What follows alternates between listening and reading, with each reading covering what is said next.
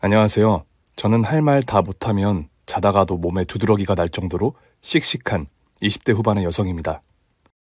요즘 같은 세상에 말 못하고 당하고만 계시는 여러분들이 있다면 제 이야기 들으시고 용기 내시길 바랍니다. 눈, 이로 대처한 저의 사연을 지금부터 여러분들에게 들려드릴까 합니다. 학창시절부터 털털하고 씩씩했던 저는 친구들, 남사친, 선생님들까지 절친이 아니어도 주변이 항상 사람이 많았습니다. 소위 인싸라고 불리는 캐릭터였죠. 지금의 남편도 그 수많은 남사친 중에 한 사람이었어요. 주변에 사람이 많다 보니 없던 말도 생겨나고 무성한 소문들의 오해로 곤욕을 겪기도 했었죠. 그럴 때마다 저는 항상 당당했고 씩씩하게 할 말 하면서 사람들과의 관계를 풀어나갔어요. 그렇지만 모두 제 뜻대로 좋은 결과가 아닌 경우도 종종 있었습니다. 사람을 잃기도 하고 친구 관계에 금이 가는 일도 생겼죠. 남편은 그때마다 제 편이 되어주었고 힘이 되어준 좋은 친구였습니다. 오해라니까? 축제 때 민성이랑 둘만 있던 게 아니라고. 근데 왜 애들이 너랑 민성이만 학교 축제 때 공연장에서 빠져나갔다고 그래? 여러 명이 증언한 건데 계속 나한테 뻥칠 거야? 야, 친구 남친 꼬셔서 뭐 하려고 그래? 가뜩이나 친구도 많은 애가 왜 그러냐고. 축제 때 잠깐 공터에 갔던 건 맞아. 공연장이 너무 시끄럽고 갑자기 어지러워서 잠깐 바람 쐬러 나간 것뿐이라고. 그때 민성이도 밖에 있어서 우연히 마주친 거라니까? 끝까지 할 말 다 하면서 나한테 계속 거짓말 할 거야? 야, 민성이가 그래? 얘랑 단둘이 있었다고? 나까지 공터에 셋이 있었어. 너는 민성이를 그렇게 못 믿으면서 왜 사귀냐? 고등학교 때부터 친구와 오해가 있을 때도 남편은 제 주변 정리를 해주면서 도와주는 친구였죠. 의리도 있고 정의감 넘치던 제 남사친 중 가장 친한 친구였습니다. 그렇게 찐친으로 고등학교 생활을 잘했죠. 졸업한 후 각자 대학에 가면서 어느새 우리는 커플이 되었습니다. 편한 친구이기도 해서 그런지 연애를 오래 했지만 다행히 권태롭진 않았어요. 다정한 우리는 그렇게 잘 만나고 있었습니다. 그런데 세상에 오랜 기간의 연애 끝에 우리에게 대박 사건이 일어났습니다. 제 나이 26, 혼전에 아이가 생긴 겁니다. 남친도 혼전 임신이라니 너무나 당황스러워했죠. 영화나 드라마 속 주인공에게나 생길 법한 일이라서 당시 우리는 너무 걱정이 많았습니다. 나 임신했나 봐. 뭐라고? 진짜? 검사해 본 거야? 지난달부터 몸이 좀 안 좋아서 설마 하고 테스트기 사서 해봤는데 임신이더라고. 정말? 일단 침착하고 나랑 병원부터 같이 가보자. 어릴 때 부모님이 돌아가시고 청소년기부터 할머니와 살던 저는 할머니가 엄마이자 아빠이고 제 보호자이자 친구였습니다. 무슨 일이 있어도 할머니한테 뭐든지 다 말했던 딸 같은 손녀였죠. 할머니도 그런 저를 늘 당연하게 받아주셨어요. 그래서 덕분에 더 씩씩하게 컸던 것 같습니다. 그러나 덜컥 혼전 임신을 하게 된 사실은 말씀드리기가 망설여졌습니다. 어떤 상황도 뭐든지 가장 우선순위로 다 상의드렸는데 고민되기 시작했죠. 어쩔 수 없이 남자친구와 먼저 병원부터 가게 되었습니다. 저기야, 우리 이참에 바로 결혼하자. 결혼 전에 말하기 부담스러우면 결혼식부터 하고 나서 임신 사실을 알려도 되잖아. 뭐라고? 난 그러기 싫어. 속이는 거잖아. 그냥 할머니한테 먼저 말씀드리고 생각 좀 해볼게. 할머니한테 말씀드릴 수 있겠어? 뭐 고민은 되지만 그래도 결혼할 생각으로 만난 다 큰 성인들인데 할머니도 이해해 주시겠지. 항상 내 편이시잖아. 내가 같이 가서 할머님께 말씀드릴까? 그리고 이참에 우리 엄마도 만나서 결혼 말씀드리자. 자기 어머니? 그건 또 생각 못했네. 혼전에 임신했다고 말씀드리면 이해해 주실까? 갑자기 우리 할머니보다 자기 어머니한테 말씀드릴 일이 더 걱정되네. 괜찮아. 잘 말씀드려보자. 어차피 결혼할 사이잖아. 늘 그랬듯이 저는 숨기고 거짓말하는 건 적성에 안 맞아서 어른들께도 솔직해지자 마음먹었고 용기를 내보기로 했습니다. 다행히 예상대로 저희 할머니는 이해해 주시면서 제 건강이 먼저라며 걱정부터 하셨습니다. 하늘나라에서 우리 이쁜 손녀딸 엄마랑 아빠가 더 예쁜 아기 낳게 해주실 거야. 늘 너를 지켜보고 계실 테니까 이제는 당당하고 씩씩한 엄마가 돼야지. 갑자기 할머니의 말씀을 듣는데 눈물이 났습니다. 부모님 대신 늘 제 곁에 계신 할머니한테 죄송하고 감사하고 참 많은 생각이 들었습니다. 아직 철이 없지만 그래도 엄마가 되는 제 자신에게도 이제 진짜 어른이 되는 건가 하는 생각에 울컥해졌어요. 그리고 남자친구가 저를 데리러 왔습니다. 그의 어머니께 인사드리러 가기로 한 날이었거든요. 제가 다니던 회사 앞 남친은 처음 보는 모습으로 저를 기다리고 있었습니다. 꽃다발을 한아름 들고 서 있었거든요. 순간 창피해서 퇴근하는 무리 속에 숨고 싶었지만 분명 저를 위한 마음으로 그도 큰맘 먹고 준비했을 테니 그럴 수는 없었죠. 저는 숨을 고르고 그에게 다가갔습니다. 뭐야? 이렇게 큰 꽃다발을 들고 갑자기 서프라이즈 이벤트 해주는 거야? 실은 그게 아기 가졌다고 할 때 내가 제대로 축하 못 해준 게 마음에 걸렸다. 오다 주웠어. 뭐 어쨌든 기분은 좋네. 그래? 어머니 만난다고 또 긴장할까봐 준비하기도 했고 어쨌든 기분 좋다 하니 이벤트 먹혔네? 다행이다. 모르겠어. 나 떨려. 어쨌든 잘 말씀드려보자. 자기가 많이 도와줘? 꽃다발이 무거워서 남친 손에 그대로 들린 채로 우리는 커플티를 팍팍 내면서 시어머니와 만나기로 한 약속 장소에 도착했습니다. 시어머니는 생각보다 젊어 보이셨고 청바지에 티셔츠, 자켓을 걸친 캐주얼한 모습이셨습니다. 남친을 일찍 낳으셨다고는 들었는데 사진보다 더 젊어 보이셔서 저는 더욱 놀랐습니다. 안녕하세요, 어머니. 반갑다, 반가워. 아들한테 얘기 듣고 너무 보고 싶었어. 처음부터 화사하게 웃음으로 정말 반갑게 맞아주시더군요. 떨리긴 했지만 시어머니의 환대받으니 조금씩 긴장이 풀리고 있었습니다. 어머, 이 꽃다발은 다 뭐야? 나 만난다고 준비했구나. 네? 네, 맞아요, 어머니. 마음에 드실지 모르겠어요. 거짓말은 제 적성에 안 맞다고 했던가요? 제가 답하는 사이 남친이 아무 대답도 못하도록 남친의 품에서 꽃다발을 잽싸게 낚아채서 시어머니 품에 안겨드렸습니다. 시월드가 이래서 무서운 거구나 속으로 혼자 생각했죠. 마음에 없던 소리가 저절로 나오는 신기한 저를 새롭게 발견한 날이었습니다. 그 순간 남친의 얼굴을 봤죠. 웃음을 참고 있더라고요. 잠시 굴욕적인 제 새로운 모습을 발견했지만 금세 차분하고 자리에 앉았습니다. 남친도 제 눈치를 살피며 웃음으로 그냥 넘겼습니다. 어머, 세상에 이렇게 예쁘고 큰 꽃다발을 준비할 생각을 다 했니? 너무 예쁘다. 정말 고맙다. 별 말씀을요, 어머니. 그런데 너무 젊어 보이셔서 깜짝 놀랐어요. 그리고 제가 준비한 꽃다발과도 너무 잘 어울리세요. 사실이었습니다. 제가 아첨이나 하려고 거짓말을 계속하는 사람은 아니에요. 시어머니가 젊어 보이셨고 꽃과 잘 어울리는 건 사실이었어요. 그렇게 저는 시어머니만큼 화사하게 미소로 화답하면서 대화를 이어갔습니다. 화기애애한 분위기, 그리고 남친은 본론을 시작했습니다. 엄마, 우리 결혼하려고 해요. 저희 연애 오래 했던 거 아시잖아요. 그래, 알지. 얘기도 들어왔고 나랑 결혼 준비 같이 잘해보자. 어머니, 감사합니다. 그런데 드릴 말씀이 있어요. 실은 저희가 아이를 갖게 되었어요. 매도 빨리 맞는 게 낫다는 심정으로 저는 서둘러 말씀드렸습니다. 차라리 빨리 말씀드리고 속이나 후련해져서 저녁 식사라도 체하지 말자는 생각이었죠. 그런데 시어머니는 별다른 표정 변화가 없으셨습니다. 놀랍게도 오히려 너무 반가워하는 표정으로 말씀하셨죠. 그래, 아들이 미리 얘기는 해서 알고 있었단다. 솔직히 얘기해줘서 고맙구나. 이렇게 예의도 바르고 예쁘게 잘 키워주신 할머님께 감사한 마음이란다. 부모님이 일찍 여의고 얼마나 고생이 많았니?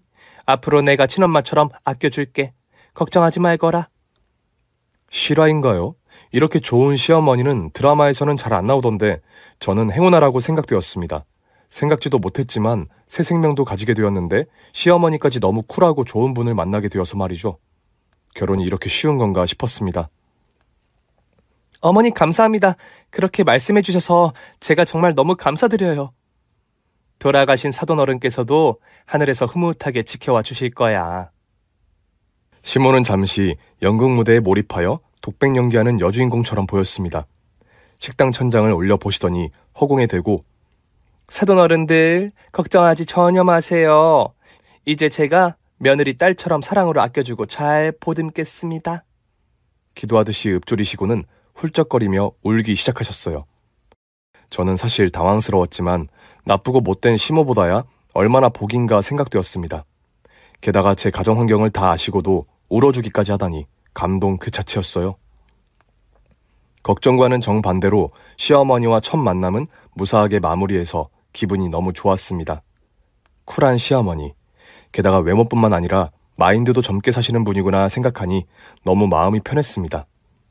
결혼해서 남편과 시어머니 잘 모시면서 즐겁게 사는 일만 남았다 상상했죠. 그러나 임신을 한 상태로 하는 결혼 준비는 간단하지만은 않았습니다. 준비 시간도 짧았던 터라 서둘러야 했기에 때문에 남편과 시어머니의 도움을 많이 받으며 함께 준비해야 했죠. 드레스를 보러 가는 날도 남편은 일 때문에 늦는다며 시어머니와 먼저 가 있으라고 하더군요.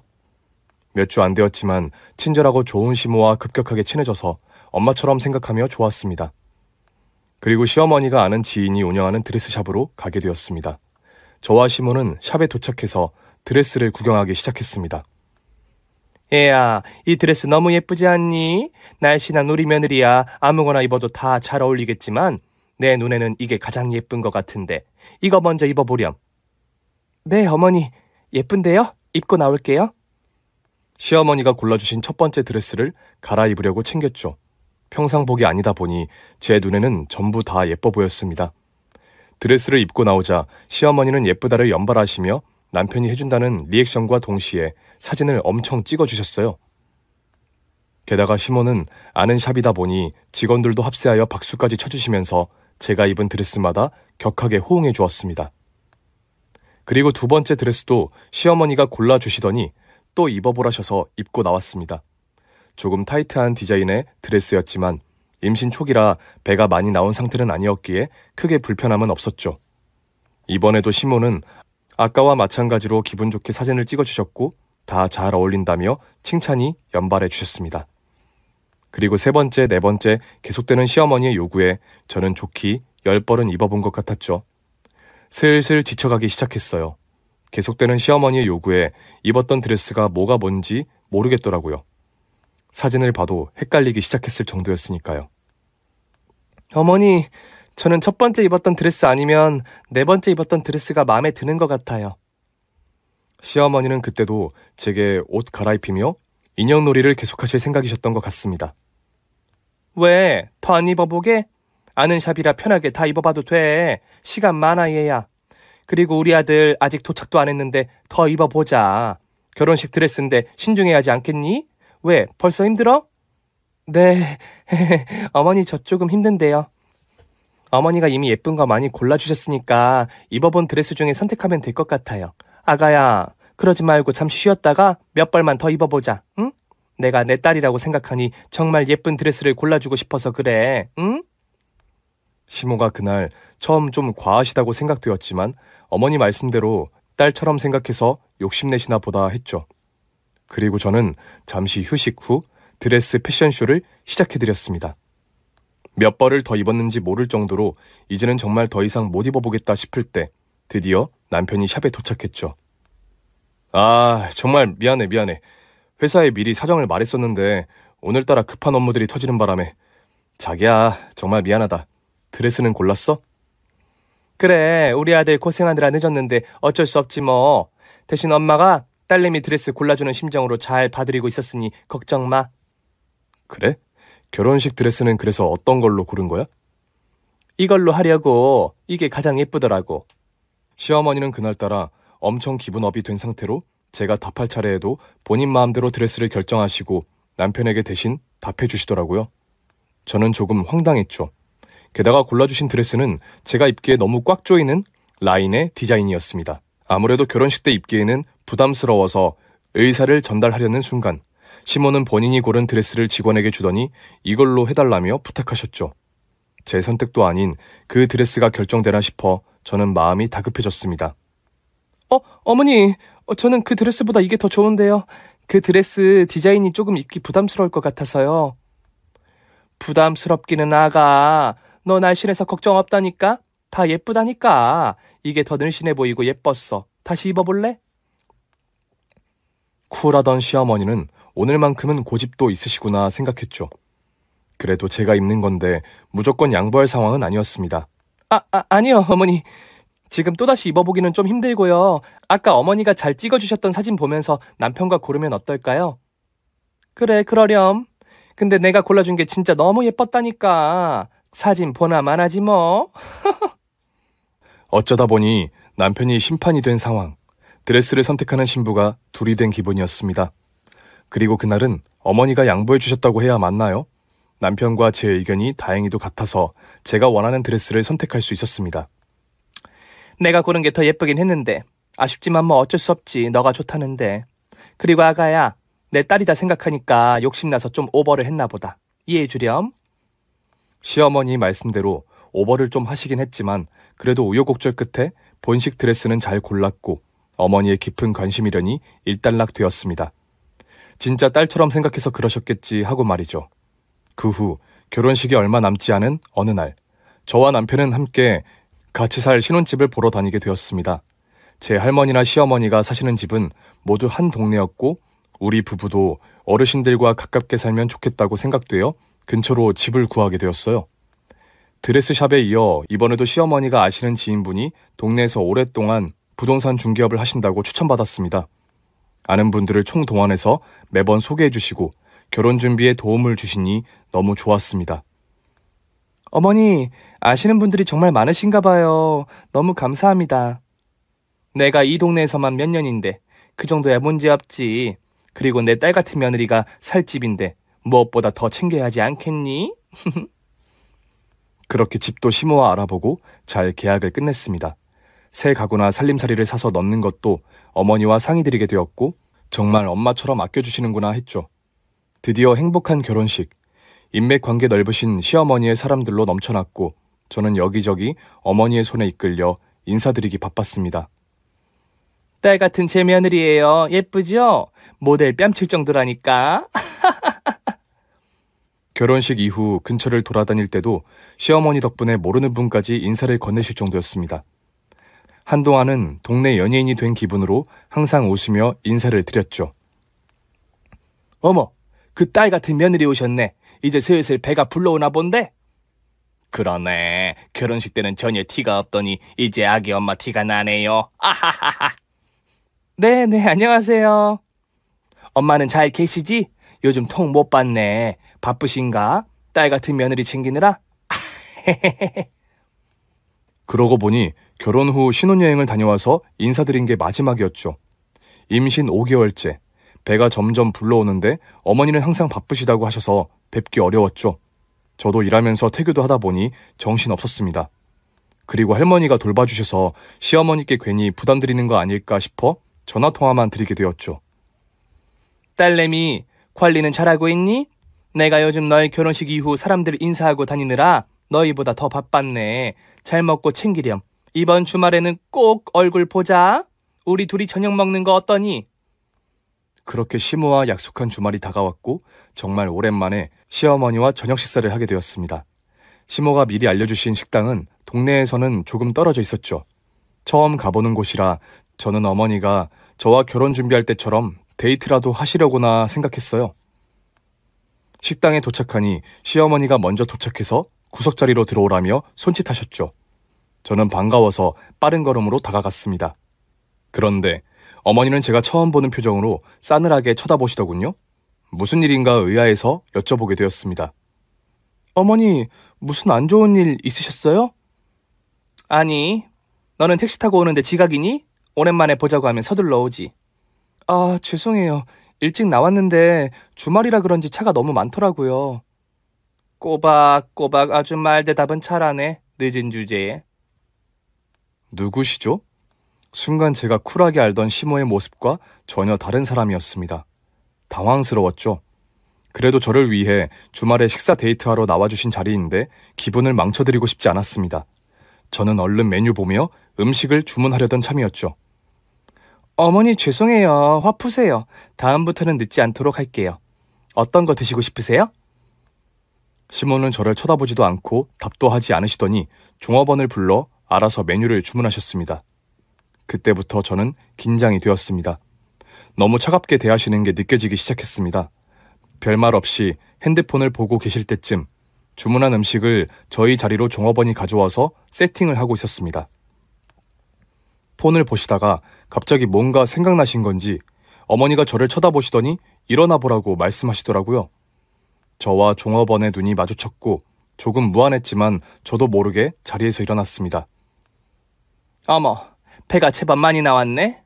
굴려도 오뚝오뚝 일어나는 오뚝이 같네. 네? 아, 이제 배가 좀 무거워졌어요, 어머니. 그 날씬하던 몸이 오뚝이가 됐어? 다시 날씬해지려면 출산 후 관리 제대로 해야겠다. 안 그러면 더 그 상태로 돼지되기 십상이야. 네가 키는 늘씬한데 체격이 크잖아. 살이 조금만 붙어도 럭비 선수들처럼 보이기 쉽지. 출산 후에 관리 잘 해봐야죠. 다이어트 잘하면 금방 빠진다고 하더라고요. 누가 그래? 넌 내가 딱 보인다니까. 아무튼 말대꾸는 꼬박꼬박 잘도 하지. 나는 우리 아들 낳을 때 배도 많이 안 나왔고 워낙 말라서 티도 안 났어. 넌 벌써부터 오뚜기 같은 게 뚱뚱한 앞날이 보인다니까. 관리가 뭐 말처럼 쉽니? 시모의 말씀에 종업원도 어리둥절했는지 급히 세팅 후 자리에서 사라졌죠. 저의 황당함은 말할 것도 없었고요. 임신한 며느리한테 오뚜기 같다면서 밥 먹는 내내 놀리고 계셨어요. 갑자기 왜 저러시나 싶었습니다. 뭐라도 답할 말도 없고 기분도 아니어서 꾸역꾸역 음식만 먹었습니다. 대답하면 꼬박꼬박 말대꾸한다고 역정을 내시기도 하셨죠. 제가 지각해서 화나신 걸 이렇게 푸시는 건가 싶었습니다. 그렇게 처음 시어머니에게 놀림만 당하다가 주말 저녁 식사는 끝이 났습니다. 모르는 식당으로 부르신 이유인가도 싶었죠. 설마 하면서도 배가 불룩한 저를 창피하게 생각하셨던 건지 아는 사람 하나 없는 그 식당에서 놀림감을 만드시려고 하신 것만 같았어요. 식사 후에도 내가 사주려고 불렀는데 지각한 사람이 쏘는 게 맞잖냐면서 계산서를 주시고는 택시를 불러 내려주고 가라고 하셨죠. 물론 어머니와 식사한 비용이야 지각이든 아니든 제가 내는 게 아깝지 않을 일인데 그날은 아깝게 느껴졌습니다. 그날 이후 저는 서먹하지 않으려고 오히려 시모에게 엄마처럼 생각하고 전화를 자주 드렸습니다. 부재 중이실 때가 많았죠. 전화통화가 되는 날이면 어머니께 식사도 하자고 말씀드렸어요. 하지만 시어머니는 이런저런 일이 많다는 핑계로 만나 뵙기 어려웠습니다. 결혼 전에 엄마처럼 다정하던 모습은 점점 사라져가고 있었어요. 제 뱃속에서 아이가 커가고 있는데도 단 한 번도 와보지 않으셔서 서운함까지 생기기도 했죠. 요즘 할머니가 나랑 내 뱃속의 아기까지 돌봐주느라 힘드시네? 힘들긴 뭐가 힘들어. 자주 보고 좋지. 시어머니는 뭐가 바쁘신지 한 번을 못 봐. 남편한테도 물어보니까 그냥 바빠서 자기도 연락 자주 못한다고만 하고. 왜? 우리 손녀딸 시어머니가 관심 없는 것 같아서 서운해? 그런 걸로 서운해 마라. 너 결혼할 때도 얼마나 시시콜콜 챙겨주셨니? 그런 걸로도 충분하다고 생각하렴. 아니 지난번에는 임신한 내 배 불룩하다고 놀리시더라고. 오뚜기네 돼지네 하시면서 기분이 나쁠 정도로 그렇게 놀리셨다니까? 야야, 너를 딸처럼 생각하신다면서 그렇게 시어머니 쿨하고 좋다고 칭찬할 때 언제고 좀 놀렸다고 뭘 그랴. 진짜 딸이다 생각하면 별소리 더 할 수도 있지. 사소한 거 다 따지면서 시댁과 맞춰 살기 힘들어. 별말 아니면 너도 한기로 흘리고 잊으렴. 그래야 태아에게도 좋지. 할머니의 말씀을 듣고 나니 괜히 바쁜 시모의 사정은 생각 안 하고 저만 생각한 것도 같았습니다. 별말도 별일도 아니겠거니 잊었죠. 아이를 순산하고 산후조리도 잘했습니다. 그런데 정말 서운하게 그때까지도 시어머니는 나타난 적이 없었습니다. 출산 직후 아이의 얼굴은 보신 적도 없으셨죠. 제가 임신 만삭이 됐을 때까지는 여전히 바쁜 일정이셨고 출산일 직전에는 해외여행을 가게 되셨죠. 심지어 해외여행 중에 통화가 어렵다며 출산하는 날에도 통화가 되지 않으셨습니다. 그러다가 출산 후 며칠 뒤에 시모에게서 전화가 걸려왔습니다. 여기 여행지에 같이 온 분들이 다들 해외여행이 처음이라 예정보다 더 오래 있게 됐지 뭐니? 비행기 변경하고 숙소 잡고 너무 할 게 많아서 이제야 연락했네. 아이는 잘 낳은 거니? 어머니의 긴 해외여행 일정은 제 출산일과 아무 상관없이 즐거운 여행이셨습니다. 그 이후로도 한참을 뵐 수 없던 시어머니는 귀국 후에도 한동안 연락이 없으셨고 저도 출산과 육아에 초보 엄마로 적응하느라 정신없이 지내고 있었습니다. 그런데 어느 날 아침 일찍 시모의 전화에 놀라 잠에서 깨어났죠. 시계를 보니 오전 5시 57분. 그때 당시 저는 아이 키우느라 잠잘 틈도 없어서 온종일 졸린 상태로 살던 시기였습니다. 이른 시각에 오랜만에 연락하신 어머니와 전화를 비몽사몽 받게 되었습니다. 잤니? 아기 키우는 애가 여태 차? 이따가 아침에 집으로 좀 와. 아침 7시까지. 어머니 지금 6시인데요. 아침 7시에 어머니 댁으로요? 야, 너는 애 키우느라 요즘 회사도 쉰다면서 이제 일어난 거니? 더 게을러서 어쩌려고 그래? 부지런해야 아기도 잘 키우지. 딴소리 말고 이따 아침 7시까지 내 집으로 오라고. 집도 코앞인데 오래 걸릴 거 없잖아. 시모는 본인 말씀만 하시고는 전화를 끊으셨습니다. 당황스러운 전화에 화들짝 잠이 깨버렸죠. 이른 아침에 제게 전화하셔서 황급하게 오라고 한 거면 분명 무슨 일이 있으신가 보다 싶었습니다. 아이는 곤히 자고 있어서 자고 있던 남편을 깨워 대충 설명만 하고 챙길 것만 당부한 뒤 저만 황급히 시어머니 댁으로 향했습니다. 시모의 이른 시각 전화가 계속 걱정만 되었죠. 분명 급한 사정이 있으신 게 분명했습니다. 저는 더 서둘렀습니다. 허둥지둥 급한 마음에 대충 옷을 챙겨 입고 어머니 댁으로 달려가기 시작했죠. 아침부터 조깅 운동한다 치면서 말이죠. 아침 7시도 되기 전에 헐떡거리는 숨을 돌릴 새도 없이 어머니 댁에 도착했습니다. 금방 왔네? 야, 근데 너는 아침부터 꼴이 그게 뭐니? 세수는 한 거야? 아무리 급해도 그렇지. 꼬라지하고는. 거울 좀 봐라. 애가 점점 못난이가 되어가니? 아침부터 놀리려고 부르신 일은 아닐 테니 어머니의 말은 한 귀로 흘렸죠. 저는 그보다 다급하게 여쭤봤습니다. 뛰어오느라 숨이 차서 그때까지도 헐떡거리고 있었죠. 어머니, 무슨 일 있으신 거예요? 아침에 무슨 일이라도... 야, 아침부터 밥상머리 앞에서 더럽게 왜 숨을 헐떡거려? 어서 이리 와 앉기나 해. 그제서야 정신을 차리고 보니 식탁에 저녁 식사 같은 아침 식사가 차려져 있었습니다. 그리고 시어머니는 제게 앉아서 식사하라며 재촉하셨죠. 아니, 요즘 왜 그런지 마음이 심란해서 입맛도 없었거든. 오늘도 겨우 일어났는데 너무 기분이 안 좋은 거야. 꿈자리도 뒤숭숭하고 그래서 내 딸 같은 며느리 뒀다 뭐 하겠니? 이럴 때 딸이랑 밥이라도 같이 먹어야겠다 싶었지. 그 새벽 같은 아침에 시어머니 혼자 식사하려니 너무 기분도 마음도 안 좋으셔서 제게 하소연하실 겸 식사하자고 저를 부르신 거였어요. 저는 그런 줄도 모르고 걱정에 휩싸여 별 생각을 다 하면서 전력 질주했던 거죠. 다행히 그날은 주말 아침이었고 남편이 출근을 안 해서 망정이었지 평일이었다면 아기까지 업고 뛰어왔어야 했나 별별 생각에 머리가 지끈거렸습니다. 그렇지만 식탁을 보니 어머니가 차려놓으신 음식들에 괜히 짠한 마음이 들기도 했습니다. 주말 아침이기도 천천히 어머니의 하고 싶은 말씀을 다 들으며 좋게 먹은 마음으로 밥도 먹었죠. 어머니, 요즘 심란해서 입맛도 없으셨어요? 어디 아프신 건 아니죠? 저랑 어서 아침 식사하세요. 제가 요즘 아기 키우느라 신경 못 써드려서 죄송하지만요. 그래도 미리 말씀해 주세요. 아침 일찍 무슨 일이 생기신 줄 알고 정신없이 달려왔어요. 뭐? 미리 말씀해 달라고? 밥 먹자고 딸내미 부르는데 미리 예약까지 해야 되냐? 집이 코앞이구만. 아무 때나 와서 같이 밥 먹으면 되지. 아무튼 어서 밥이나 먹어. 시어머니는 그날 아침 식사를 하면서 한참 동안 지난 과거 얘기부터 일어나지 않은 먼 미래까지 제게 딸내미를 1000번을 부르시며 모든 하소연을 다 하셨습니다. 어쨌든 시모 덕분에 아침 식사는 든든하게 한 날이었죠. 그러나 딸 같은 며느리 타령은 그날 시작에 불과했습니다. 이튿날부터 이 핑계 저 핑계로 집이 가깝다는 이유로 아기가 보고 싶다는 이유로 제가 딸 같은 며느리라는 이유로 아무 때나 부르셔서 엄마 놀이를 시작하신 겁니다. 어느 날은 딸내미가 차려준 밥상 좀 받아보자며 먹고 싶은 메뉴를 제게 말씀하시더니 차려놓으라고 하시기도 하고 차려놓은 반찬이 맛이 없다고 타박하시더니 다음 날은 반찬 만드는 요리법을 가르쳐 주신다고 부르셨죠. 이럴 때 회사라도 일이라도 있는 시기였다면 뭐든 핑계라도 댈 수 있었을 텐데 하는 아쉬움까지 생겼습니다. 아이 육아로 대부분 집에 있다 보니 몸은 피곤한데 둘러댈 별다른 핑계도 없더라고요. 넌 좋겠다. 반찬 만드는 방법도 배워가고 반찬도 챙겨가고 아주 일석이조네. 어머니, 만든 반찬 챙겨주시는 거 너무 감사한데요.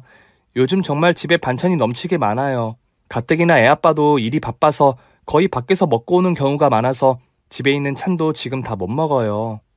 야, 너는 매번 내가 딸이다 생각하고 잘해줘도 꼭 그렇게 따박따박 말대꾸를 길게 하더라. 엄마한테 대들어야 직성이 풀리니? 반찬 남기 전에 너의 할머니도 챙겨드리고 하면 되잖아. 애가 정이 없니? 저는 이미 제 할머니도 진작에 챙겨드렸었죠. 힘들게 만든 반찬 남는다고 갖다 버릴 저도 아니고요.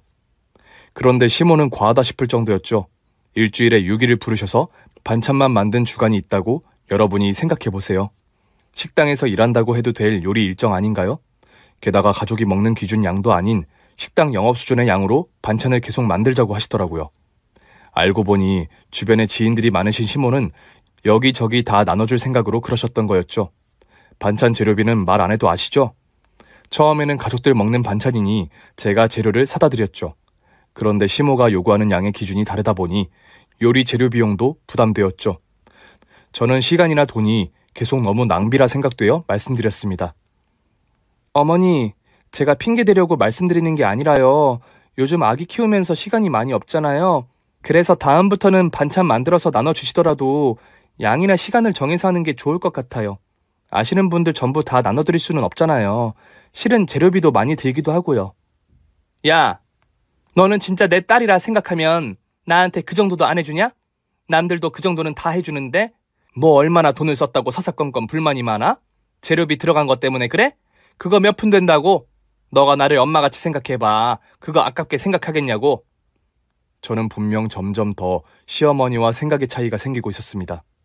딸처럼 생각해서 그러신다는 말씀이 이제는 달갑지도 않았죠. 세상에 어떤 딸이라고 이렇게 해도 좋다고 할까 싶었으니까요. 게다가 남들과 나누는 것도 정도껏 해야 하지 않을까요? 제 일상생활에 부담을 주면서 어머니를 엄마라 생각하고 돕는 것에도 한계가 있었습니다. 아무 때나 불러내서 일을 시키고 제 육아에도 전념할 수 없게 만드는 시모에 대해 점점 스트레스가 쌓여갔습니다. 그렇지만 결혼 생활이라는 게 전부 제 마음에 드는 일만 있으리라는 법도 없다는 걸 알기에 원만한 사이로 지낼 수 있도록 노력했죠. 그리고 결혼 후 사사로운 일들은 잘 맞추며 살라고 하신 저의 할머니 말씀을 되새면서 말이죠. 출산 이후 육아 전쟁으로 신경 쓸 수 없던 제 헤어스타일은 마치 골룸과도 같았고 제 몸매는 곰돌이 푸와도 닮아 있었습니다. 이런 것도 스트레스였지만 그보다 비교할 수 없게 값진 아기를 얻게 되었으니 스스로 회복 관리에 돌입할 길밖에 없었죠. 어머니, 저 오늘 집에서 머리 염색 좀 하려고요. 미용실에 갈 수는 없어서 셀프로 하려는데 혹시 아이 좀 봐주실 겸 오실 수 있으세요? 저녁 식사도 하고 가시고요. 머리 염색을? 집에서 네가 직접 셀프로 한다고? 그러다 얼마 남지 않은 머리털마저 망치는 거 아니야? 언제부턴가 시어머니의 모든 말투는 저를 약 올리려고 하시는 말투 같았죠. 유머 코드가 안 맞아서 그런지 엄마와 딸처럼 친한 사이라는 걸 막말로 표현하시려는 건지 잠자코 듣다가도 점점 마음이 불편했습니다. 그리고 시어머니는 전화 끊기가 무섭게 집으로 바로 오셨죠. 시모 손에는 염색약이 들려 있었죠. 그러더니 저더러 아기 잘 때 직접 발라준다며 급히 욕실로 데려가서 염색약을 섞기 시작하셨습니다. 직접 사다 주시고 챙겨주신 마음은 너무 감사했지만 무슨 색깔인지 궁금했어요. 어머니 감사합니다. 그런데 이게 무슨 컬러예요? 저 그냥 원래 머리색으로 그냥 하려고 했는데. 너 지금 머리 색깔이 얼마나 시골 촌년 같은데. 넌 거울도 안 보니? 좀 어두운 색으로 해. 그래야 세련되어 보이지. 점점 까탈스럽니? 엄마가 사다 바치기까지 하는데 그런 말이 나오니? 저는 별말 안 했다고 생각했는데 시어머니는 급정색하시며 화를 내기 시작하셨어요. 어머니 그냥 색깔만 궁금해서 여쭤본 거예요. 화 푸세요. 그걸로 제가 염색할게요. 왜? 내가 머리 이상하게 발라줄까봐 그것도 의심되냐? 너는 엄마도 못 믿으면 네 남편은 어떻게 믿고 사니? 딸 같아서 며느리 머리까지 염색해준다고 약까지 사다 줬는데 내가 이따위 소리나 들어야 돼? 엄마가 하라는 대로 하면 어디 큰일 나냐? 시모는 한번 화가 나서 노발대발 하시면 좀처럼 흥분이 가라앉지 않으셔서 시간이 필요했습니다. 그런 시어머니 목소리에 깼는지 칭얼거리는 아기 소리가 들렸습니다. 아기가 있는 방으로 시어머니를 달래서 겨우 밀어 넣듯이 모셔두고 저는 빛의 속도로 셀프 염색을 시작했습니다. 시모가 사다 주신 염색약으로 말이죠. 안 그러면 시모가 남은 제 머리털마저 전부 뽑히도록 염색을 거들겠다고 나설지도 모른다는 상상을 하면서 말이죠. 그때부터 소소하게라도 저는 자신을 가꾸기 시작했습니다. 육아 스트레스에 시모와의 마찰로 생기는 스트레스까지 출산 후에 우울해지지 않기 위해 노력했죠. 어머니는 그런 저에게 점점 더 참견하고 제가 하는 모든 일에 간섭이 많아지기 시작했습니다. 하루는 손톱 손질을 하려고 케어 세트를 구입했습니다. 샵에 가면 비싸기도 하고 아기를 돌볼 시간도 부족한데 맡기고 갈 상황은 아니라고 생각되어 셀프 미용처럼 셀프 케어를 집에서 할 수 있도록 도구들을 구입한 거죠. 그런데 어머니가 저의 집에 들어오시다가 택배로 도착한 미용 세트를 보시더니 직접 뜯어 확인까지 하고는 제게 주시는 거예요. 언박싱을 대신 해주신 셈이 되어버렸죠. 순간 짜증이 났지만 엄마네 딸이네 그 레퍼토리를 듣기 싫어서 그냥 참았습니다. 뭐든지 집에서 너가 하다가 이상한 꼴로 다니려고 그래? 아주 하다 손톱까지 손질한다고 저걸 산 거야? 돈이 썩어났네. 야, 그런 거 살 돈 있으면 엄마 맛있는 거나 더 사주지. 넌 집에서 애 보는데 손톱까지 멋부리고 난리니? 아주 번쩍번쩍한 거라도 붙여봐. 손톱을 아주 그냥 뽑아버릴 줄 알아. 어머니, 이거요 젤 붙이고 멋부리는 그런 관리 아니에요. 손톱 지저분한 거 손질하고 다듬고 하는 도구들이에요. 정말 케어만 하는 그런 거예요. 아주 이제는 나를 가르쳐라. 아무튼 이상한 꼴로 케어네 뭐네 하기만 해. 가만 안 둘 테니까. 케어만 받는 거면 내가 아는 지인이 하는 샵에 얘기해 줄 테니 다녀오던지. 시모가 다소 오해해서 하신 말씀이셨지만 제가 제 손톱에 설령 젤을 붙여서 멋을 부린다고 한들 그렇게 심한 말까지 들으며 간섭받아야 하나 생각되었습니다. 그리고 또 결론은 어머니가 아는 분을 네일샵에 소개해 주신다는 말씀이셨습니다. 그래야 시모의 마음대로 간섭하기 좋아서 그렇게 소개와 추천을 해주시는 모양이셨어요. 그래서 괜찮다고 설명을 드렸더니 레퍼토리와 함께 금방 화를 내셔서 더 이상 대화를 길게 할 수가 없었습니다. 저는 남편 퇴근하면 저녁에 함께 치킨이라도 시켜서 드시면 어떻겠냐고 급히 화제를 전환했습니다. 그랬더니 이번에는 더 황당한 말씀을 하시더군요. 너는 진짜 거울 안 보니? 아직 임신 중인 배야 너. 그 배에 치킨까지 넣으려고? 아주 출산 후에 관리를 잘해서 다이어트하면 금방 살 뺄 것처럼 그러더니 말이 쉽지? 저 그래서 이것저것 셀프라도 관리해보려고 하는 거예요, 어머니. 치킨 시켜서 저는 맛만 보죠, 뭐.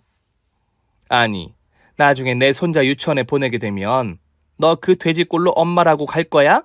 아가 놀라서 울며 도망가지. 세월 금방이야. 빨리 빼야지. 그래, 손톱이 문제가 아니라 다이어트부터 해. 치킨 시킬 생각만 하지 말고 내 딸내미가 돼지로 사는 건 이 엄마도 싫어서 하는 말이야. 시어머니의 쉴 새 없는 그 레퍼토리, 딸 같은 며느리, 내 딸내미를 내세워서 저의 머리털부터 발끝까지, 아니 저의 뱃살까지도 이래저래 참견하시는 시모를 계속 두고 볼 수가 없었습니다. 참던 저는 마음을 먹었죠. 참고 사는 게 다가 아니다. 원래대로 할 말은 다 하고 살자. 더 이상 스트레스 받지 않고 당당하게 살겠다고 말이죠.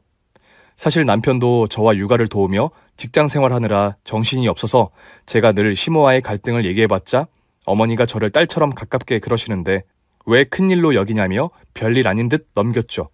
그렇다 보니 얘기만 꺼내면 남편과 싸움이 되었고 이렇게 시모와의 문제를 남편과도 싸우다가는 더 이상 못 살겠다 싶어서 눈에는 눈, 이에는 이, 맞불 작전으로 제 원래 모습을 되찾겠다 계획했습니다.